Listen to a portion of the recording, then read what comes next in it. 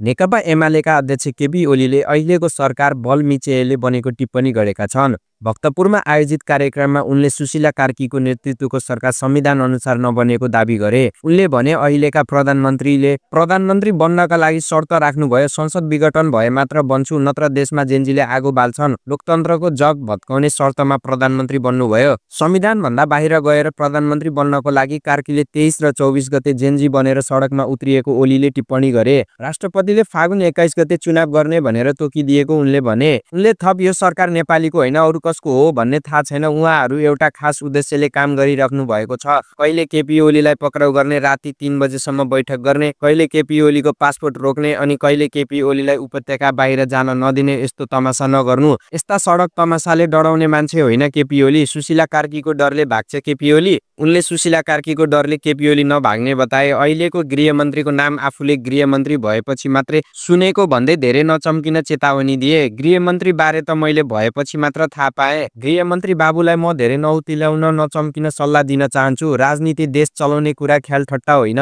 बुझेर चल्न म सुझाव दिन्छु, ओलीको भनाइ थियो।